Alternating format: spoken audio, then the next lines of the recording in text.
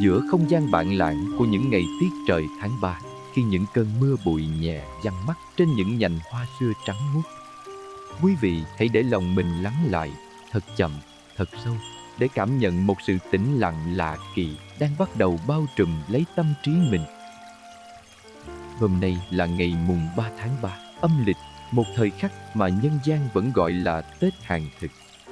Mùi hương trầm thơm dịu quyện cùng hương thơm thanh khiết của lúa nếp, của đỗ xanh đang lan tỏa từ những gian bếp nhỏ, gợi nhắc về một truyền thống ngàn đời của cha ông ta. Hãy nhắm mắt lại một chút để thấy mình đang đứng giữa một gian bếp xưa cũ, nơi hơi nước từ nồi bánh đang bốc lên nghi ngút, làm mờ ảo cả một vùng ký ức.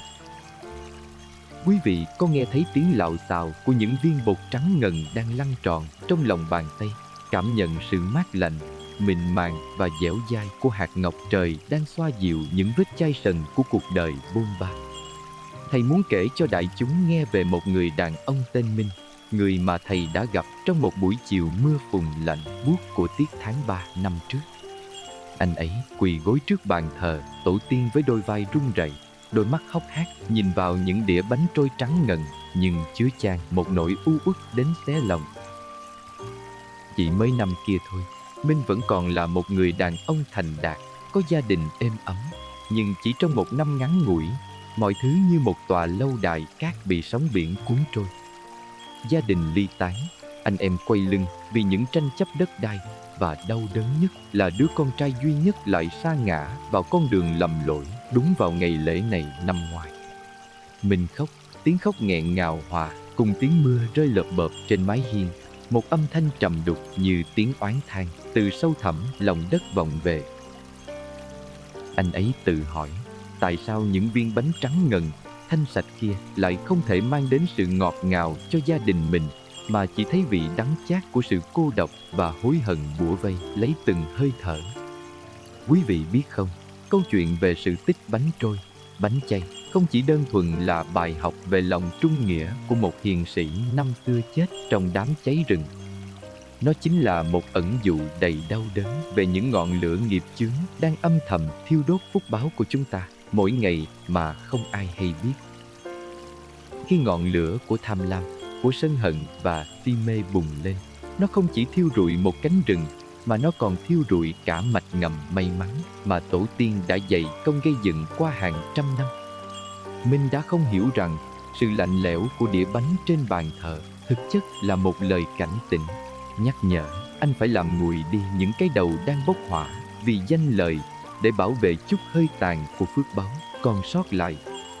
Nhưng quý vị có biết, đằng sau bi kịch đẫm nước mắt của anh Minh và màu trắng, thanh khiết của viên bánh trôi ấy là một nguyên nhân đáng sợ mà thế gian ít ai ngờ tới. Một bí mật nằm sâu trong dòng chảy huyết thống, nơi mà những món nợ nghiệp quả đang âm thầm vận hành và định đoạt số phận của mỗi chúng ta. Bí mật đó không nằm ở mâm cao cổ đầy, cũng không nằm ở những nghi lễ rình rang, mà nó ẩn giấu trong một quy luật vận hành cực kỳ tinh vi của vũ trụ đang chi phối từng hơi thở của quý vị ngay lúc này. Quý vị thân mến, trong dòng chảy cuộn xoáy của luân hồi, không có gì là ngẫu nhiên, cũng chẳng có nỗi đau nào tự dưng mà đến. Sự đau khổ mà anh Minh phải gánh chịu, hay những trắc trở mà quý vị đang đối mặt ngay lúc này, chính là sự hiển lộ của những hạt giống đã được gieo từ rất lâu trong mảnh vườn tâm thức của gia tộc mà chúng ta thường gọi là tổ nghiệp. Dòng máu đang chảy trong huyết quản của quý vị không chỉ mang thông tin về hình dáng, màu da hay tính cách, mà nó còn chứa đựng cả những ký ức vui buồn và những món nợ chưa trả của cha ông. Hãy tưởng tượng gia tộc quý vị như một cái cây đại thụ. Nếu phần gốc rễ bị thối rữa bởi những hành động bất thiện, thì làm sao cành lá có thể xanh tươi, làm sao hoa trái có thể ngọt lành cho được. Khi một người trong dòng họ phạm phải lỗi lầm, năng lượng tiêu cực ấy như một vệt mực đậm loang trong chén nước trong. Nó không biến mất theo thời gian mà thấm đẫm vào tâm hồn của những thế hệ mai sau.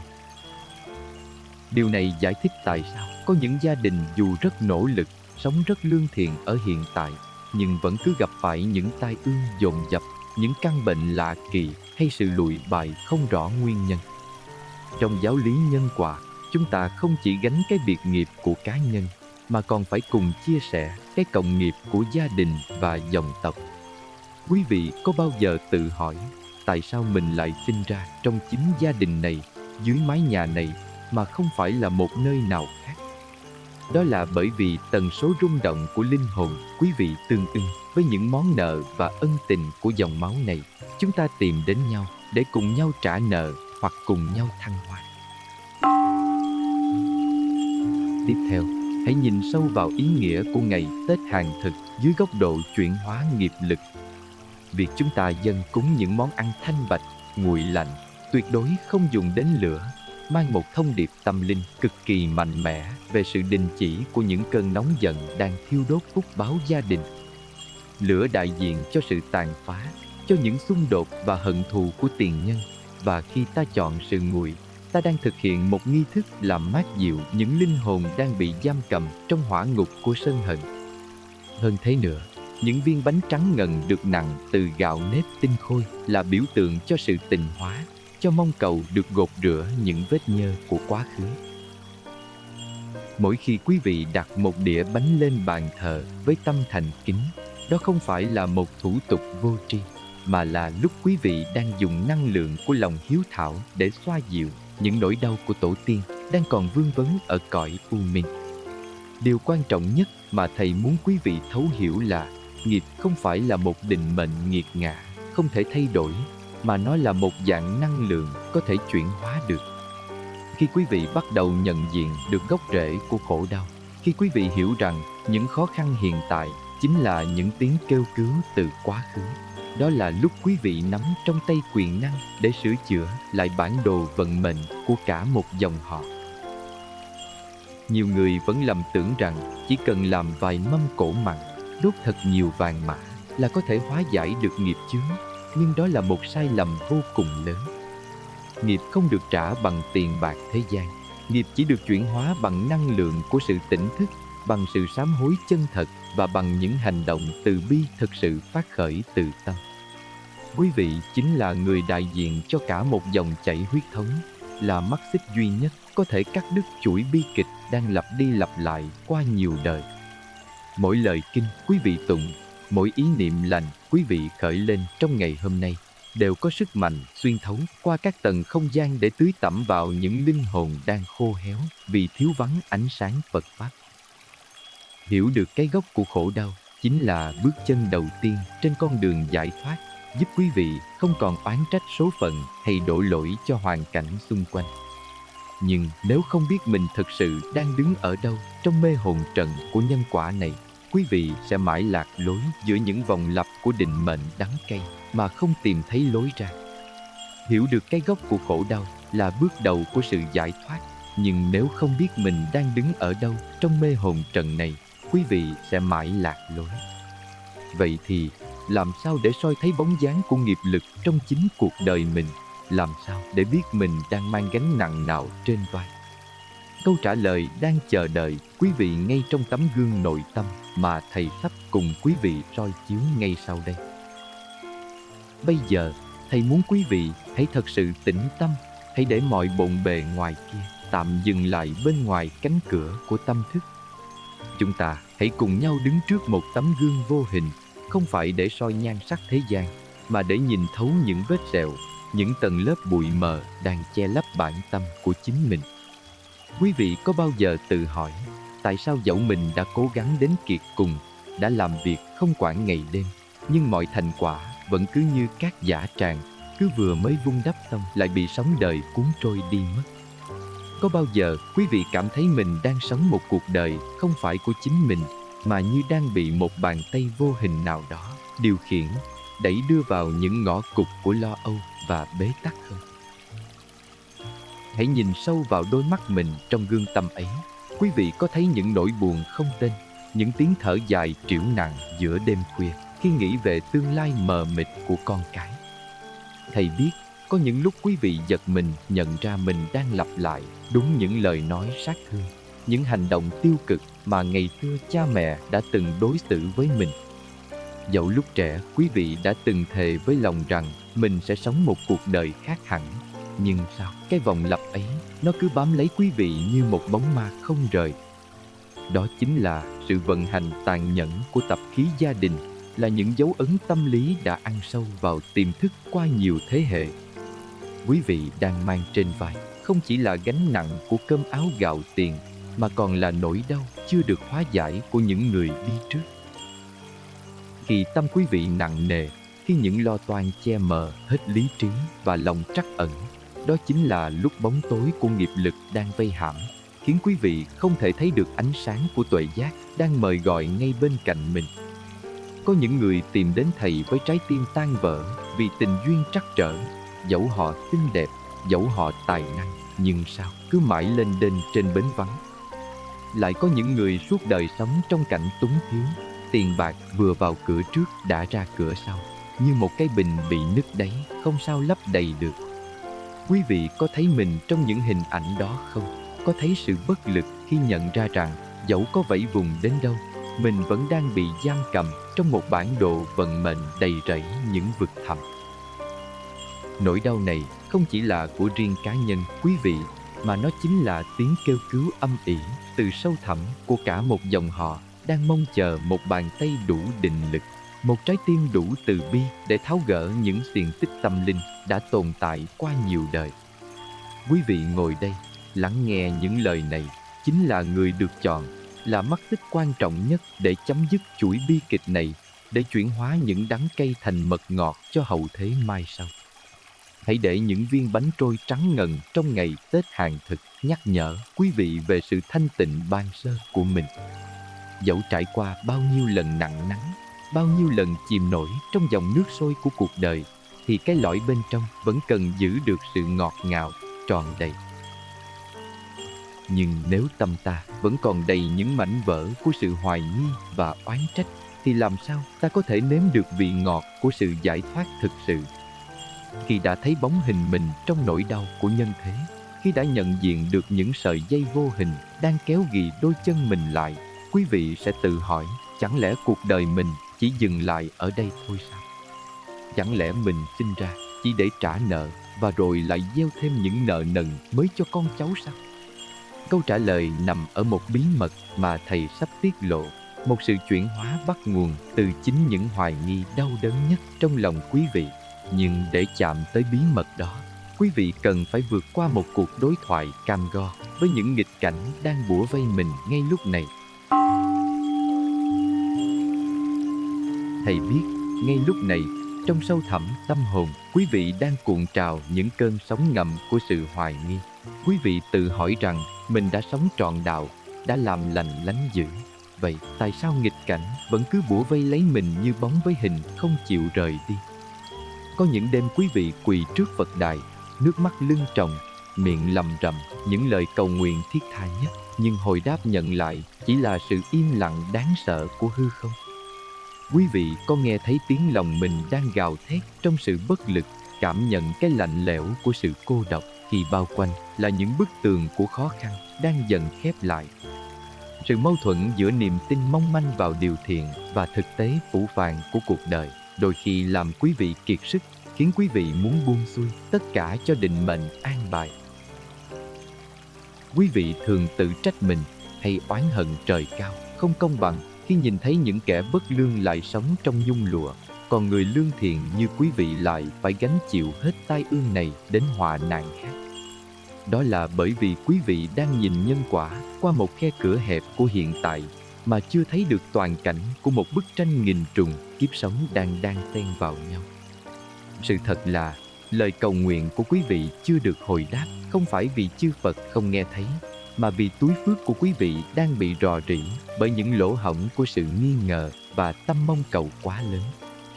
Khi quý vị đến với Phật bằng tâm thế của một cuộc mặc cả, muốn dùng vài nén nhang hay vài đồng công đức để đổi lấy sự bình an cả đời, thì đó không phải là tu tập, đó là một cuộc giao dịch đầy tham ái.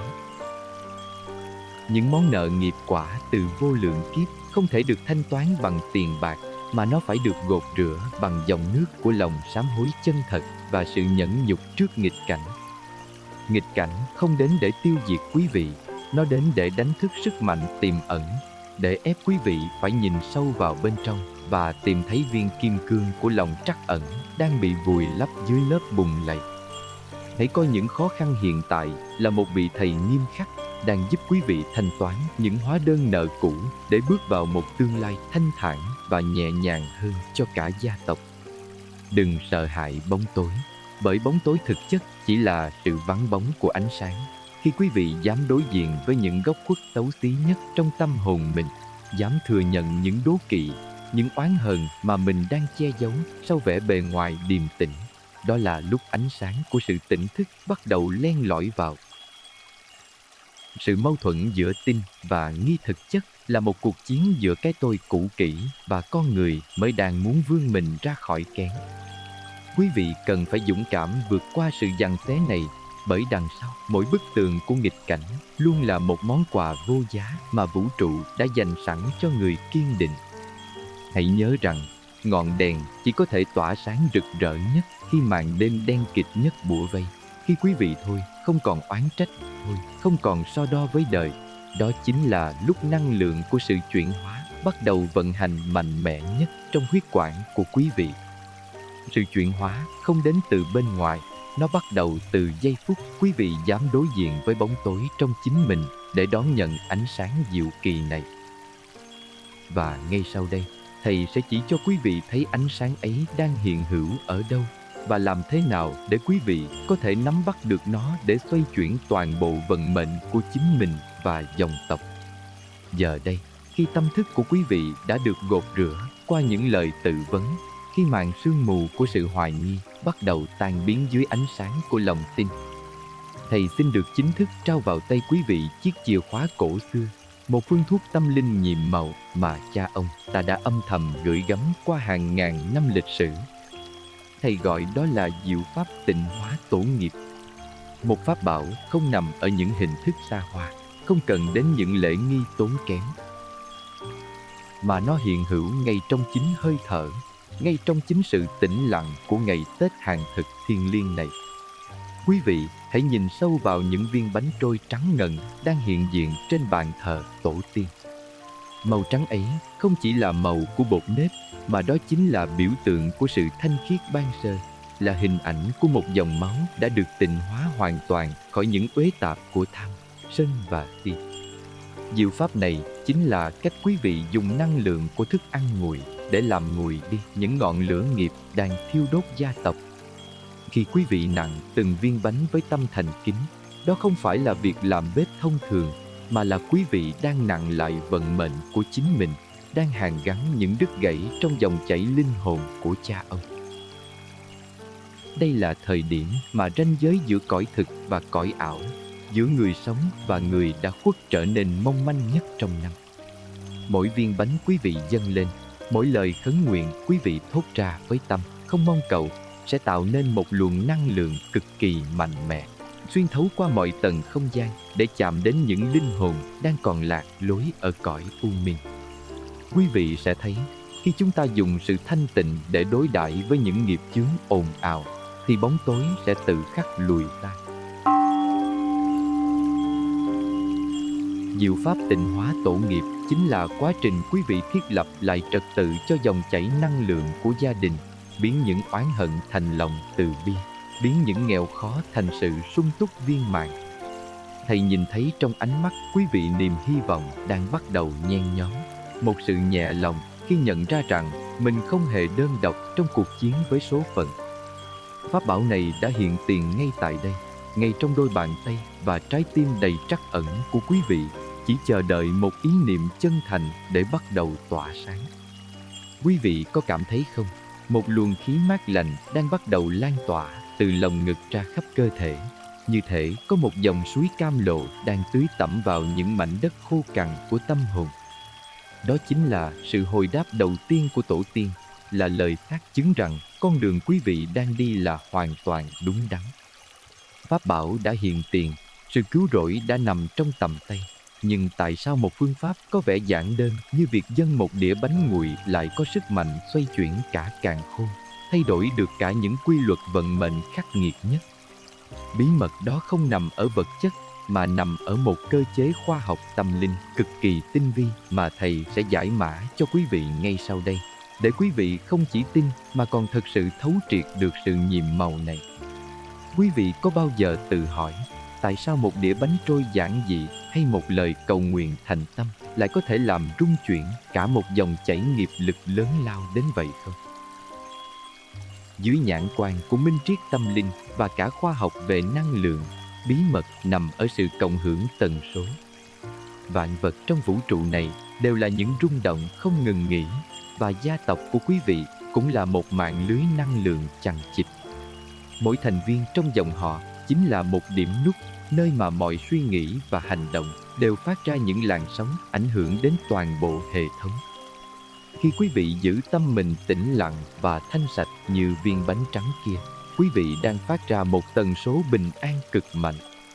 Tần số này sẽ lan tỏa qua sợi dây liên kết huyết thống, tác động trực tiếp vào cấu trúc gen tâm linh mà quý vị thừa hưởng từ tổ tiên.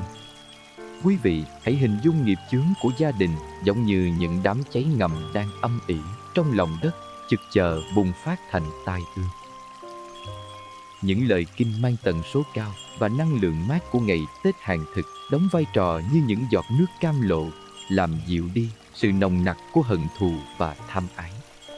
Hơn thế nữa, tâm lý học hành vi đã chỉ ra rằng khi quý vị thực hiện một nghi lễ với niềm tin tuyệt đối, não bộ sẽ tự động thiết lập lại các liên kết thần kinh. Sự tập trung cao độ vào lòng hiếu thảo sẽ giúp quý vị xóa bỏ những mã lỗi của sự sợ hãi và nghèo khó đã được lập trình từ nhiều đời trước.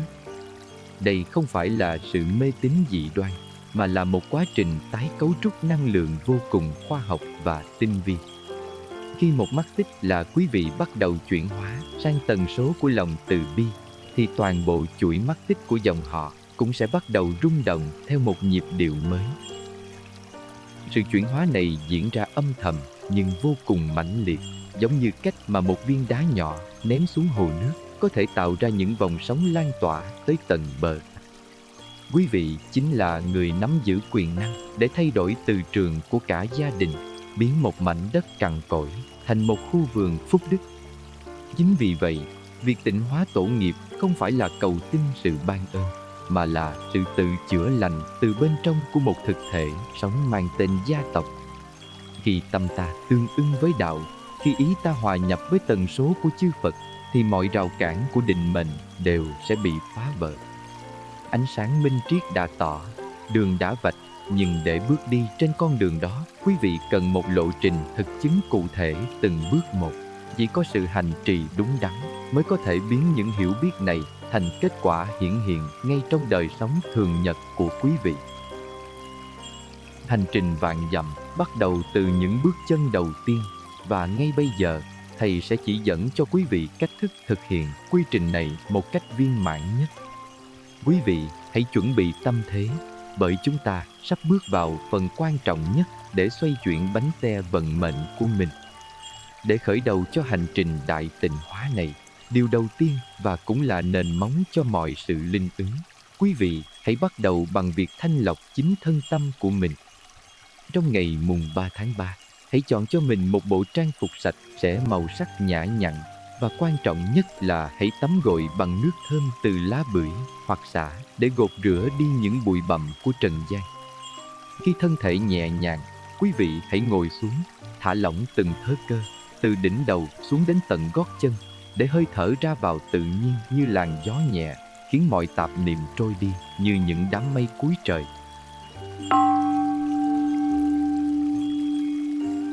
Quý vị có cảm thấy không? Mỗi hơi thở ra là một gánh nặng của quá khứ được trút bỏ.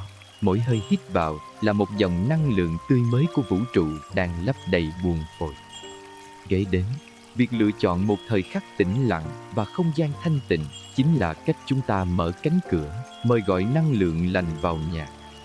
Khung giờ vàng để thực hành diệu pháp này chính là giờ dần, khi mà năng lượng của đất trời đạt đến sự giao thoa hoàn hảo nhất, là lúc tâm thức dễ dàng kết nối với cõi u minh nhất.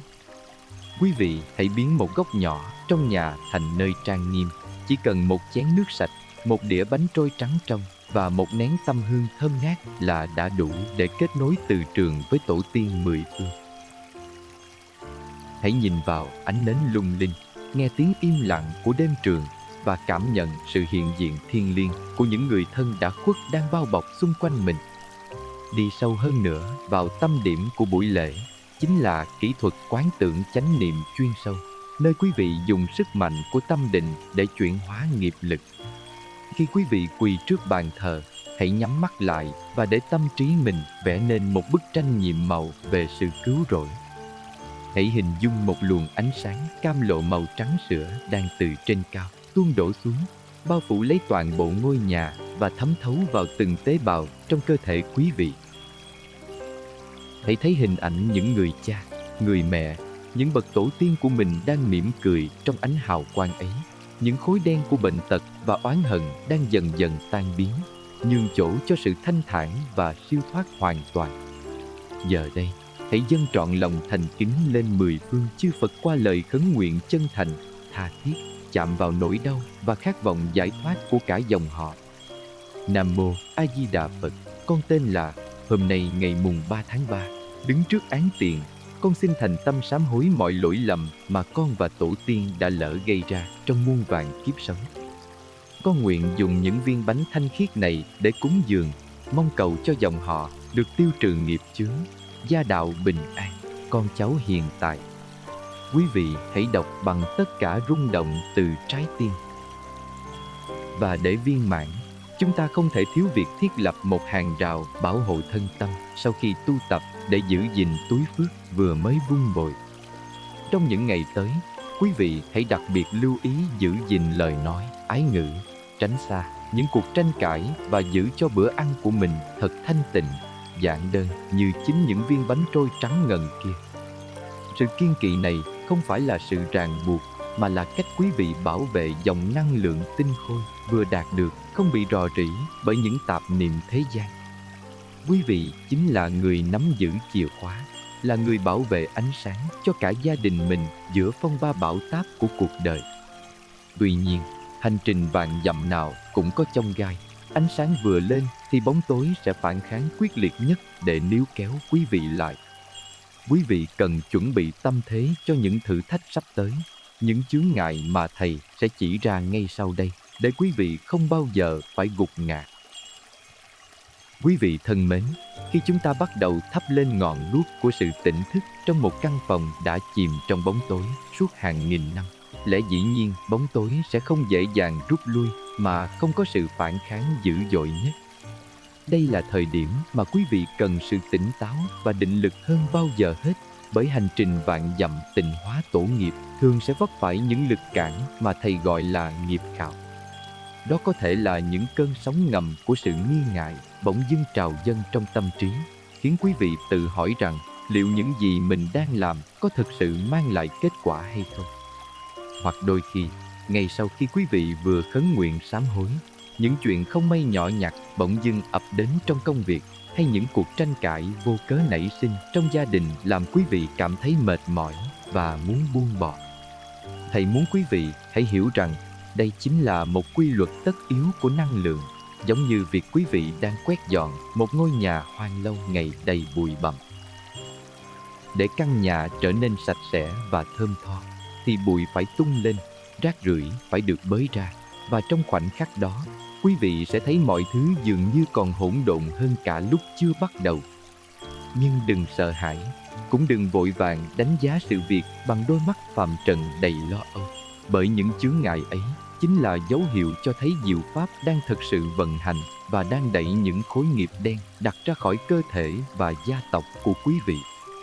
Những bóng ma của nghiệp cũ đang tìm cách níu kéo quý vị lại trong vòng xoáy của sự đau khổ, vì chúng sợ rằng khi quý vị tỉnh thức, chúng sẽ không còn nơi để nương tựa và thao túng nữa. Điều quan trọng nhất quý vị cần làm lúc này chính là giữ cho tâm mình bất biến giữa dòng đời vạn biến. Hãy coi những nghịch cảnh đó như những vị thầy nghiêm khắc đang đến để kiểm tra xem lòng thành của quý vị sâu dày đến đâu. Khi đối mặt với sự chỉ trích hay những khó khăn bất ngờ, hãy mỉm cười và thầm cảm ơn, vì nhờ có chúng mà những món nợ nghiệp quả đang được thanh toán một cách nhanh chóng nhất. Hãy dùng lòng từ bi để làm lá chắn và dùng sự nhẫn nhục để làm vũ khí. Đừng bao giờ lấy oán báo oán hay dùng sự nóng giận để đối đáp với những chướng ngại. Khi quý vị không còn phản ứng với nghịch cảnh bằng cái tôi đầy tổn thương, mà bằng sự thấu hiểu và bao dung, thì mọi thế lực tiêu cực sẽ tự động tan biến như sương mù gặp ánh nắng ban mai. Thêm vào đó, quý vị hãy ghi nhớ rằng mình không bao giờ đơn độc trên hành trình này, bởi mỗi khi quý vị giữ được sự tĩnh lặng trong tâm hồn, quý vị đang kết nối với nguồn năng lượng bảo hộ vô biên của chư Phật và tổ tiên thiện lành. Sự kiên định của quý vị trong giây phút này chính là chìa khóa để mở toang cánh cửa, dẫn đến sự giải thoát hoàn toàn cho cả dòng họ khỏi những tiền tích của quá khứ. Vượt qua được những thử thách này, quý vị sẽ thấy một bầu trời an lạc chưa từng có hiện ra trước mắt, nơi mà mọi phép màu đều trở thành hiện thực và cuộc đời quý vị sẽ chuyển sang một trang mới đầy rực rỡ. Khi ấy, quý vị sẽ nhận ra rằng những chông gai đã qua thực chất chỉ là những hòn đá kê chân để quý vị bước cao hơn trên nấc thang của sự giác ngộ và hạnh phúc viên mãn.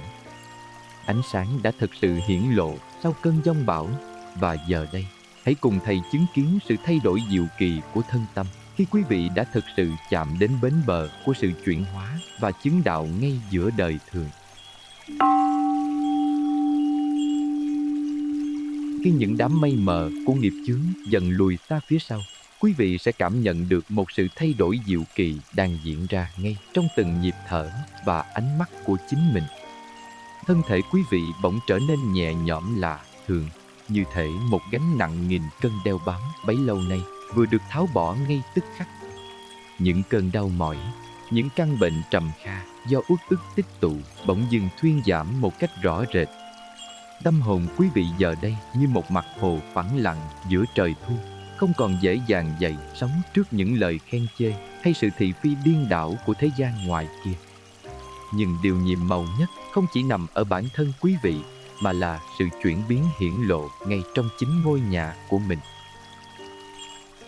Quý vị sẽ thấy những sự kết nối đã từng đứt gãy bấy lâu, những mâu thuẫn âm ỉ tưởng chừng không thể hóa giải bỗng chốc được hàn gắn một cách tự nhiên và đầy yêu thương. Những ánh mắt lạnh lùng, những lời nói sát thương của người thân nhường chỗ cho sự thấu hiểu và sẻ chia chân thành. Quý vị nhìn thấy con cái mình bỗng trở nên điềm tĩnh hơn, hiếu thuận hơn, như có một dòng suối mát lành đang lặng lẽ tưới tẩm vào gốc rễ tâm hồn của chúng. Đó chính là lúc quý vị thực sự chứng thực được rằng dòng máu của gia tộc đã được tịnh hóa, đã được gột rửa bởi năng lượng của lòng hiếu thảo và tuệ giác. Quý vị không còn nhìn tổ tiên qua những bức ảnh vô tri trên bàn thờ, mà cảm nhận rõ rệt sự hiện diện che chở, nâng đỡ của họ trong từng bước chân, từng quyết định sáng suốt của mình. Hạnh phúc này quá đổi lớn lao, và để cho sự an lạc này trở nên vĩnh cửu, quý vị đừng chỉ giữ riêng cho bản thân mình. Hãy mở rộng lòng ra, bao dung như biển cả, để thực hiện nghi thức hồi hướng công đức, đem toàn bộ năng lượng thiện lành mà quý vị vừa kiến tạo gửi đến khắp pháp giới chúng sinh. Hãy thầm nguyện trong tâm trí rằng, nguyện cho những linh hồn tổ tiên còn đang phiêu dạt nơi cõi u minh, chưa tìm được lối về, sẽ nương nhờ ánh sáng này mà siêu thăng tịnh độ. Nguyện cho những oan gia trái chủ, những người đã từng bị chúng ta làm tổn thương trong muôn vàn kiếp sống, cũng nhận được phần phước báo này để hóa giải mọi hận thù, cùng nhau hướng về nẻo thiện. Và quan trọng nhất, quý vị hãy nguyện cho con cháu đời sau luôn được sống trong bóng mát của phước đức, được dẫn dắt bởi trí tuệ và lòng từ bi vô lượng của mười phương chư Phật. Khi quý vị biết cho đi năng lượng của mình, thì chính lúc đó, dòng chảy phúc lộc trong gia đình quý vị lại càng trở nên dồi dào và không bao giờ cạn kiệt. Sự chuyển hóa đã hoàn tất, ánh sáng của niềm tin đã được thắp sáng rực rỡ trong ngôi nhà tâm linh của quý vị. Bây giờ, hãy cùng Thầy thực hiện một nghi thức quan trọng nhất để đóng ấn niềm tin và xả bỏ mọi uế tạp cuối cùng ngay tại giây phút thiêng liêng này. Quý vị đã sẵn sàng để cùng Thầy bước vào nghi thức kết thúc và đón nhận lời chúc phúc tối thượng chưa? Ngay lúc này, Thầy mời quý vị hãy buông bỏ hết mọi vướng bận trên tay. Hãy ngồi thật ngay ngắn và từ từ khép đôi mắt lại. Hãy để cơ thể quý vị trở thành một tòa tháp của sự tĩnh lặng, nơi mà hơi thở là nhịp cầu duy nhất nối liền hiện tại và vô tận. Hít một hơi thật sâu, cảm nhận luồng khí trắng, tinh khiết như màu của viên bánh trôi ban sáng đang lấp đầy buồng phổi. Và khi thở ra, hãy quán tưởng tất cả những muộn phiền, những món nợ nghiệp quả đang theo làn khói xám thoát ra ngoài, tan biến vào hư không. Trong bóng tối tĩnh lặng của nội tâm, hãy để một đóa sen trắng từ từ nở rộ ngay giữa trái tim quý vị. Ánh sáng từ đóa sen ấy tỏa ra, ôm trọn lấy quý vị, ôm trọn lấy gia tiên tiền tổ và hóa giải mọi niềm đau nỗi khổ đã tồn tại qua hàng nghìn năm. Quý vị hãy nhìn thấy hình ảnh cha mẹ, tổ tiên của mình đang hiện diện trong ánh hào quang ấy với nụ cười hiền hậu. Họ đang gật đầu tác chứng cho lòng thành của quý vị, đang cùng quý vị gột rửa dòng máu này trở nên thanh sạch và rạng rỡ hơn bao giờ hết. Để đóng ấn niềm tin và kết nối năng lượng với đại chúng đang cùng tu tập, thầy mời quý vị thực hiện một hành động thiêng liêng ngay lúc này. Hãy bình luận xuống dưới dòng chữ con nguyện sám hối và tịnh hóa tổ nghiệp hoặc danh hiệu Nam Mô A Di Đà Phật. Mỗi con chữ quý vị viết ra chính là một lời cam kết với chính mình, là một dấu ấn thiện lành được khắc sâu vào tàn thức để xoay chuyển bánh xe vận mệnh. Sức mạnh cộng hưởng từ hàng ngàn trái tim sẽ tạo nên một đại dương của lòng từ bi, che chở cho gia đạo quý vị suốt đời này và mãi mãi về sau. Thầy xin gửi lời chúc phúc từ bi nhất đến quý đạo hữu. Nguyện cầu cho quý vị luôn được sống trong sự bảo hộ của chư Phật, gia đình hòa thuận, công danh hanh thông và tâm hồn luôn an lạc tự tại. Chúc cho ngày Tết Hàng Thực này trở thành khởi đầu của một cuộc đời mới, rực rỡ và tràn đầy phước báu. Phật pháp nhiệm màu, lòng người thành tín, mọi sở cầu ắt sẽ được tòng tâm. Xin chào và hẹn gặp lại quý vị trong những duyên lành tiếp theo. Nam Mô Bản Sư Thích Ca Mâu Ni Phật.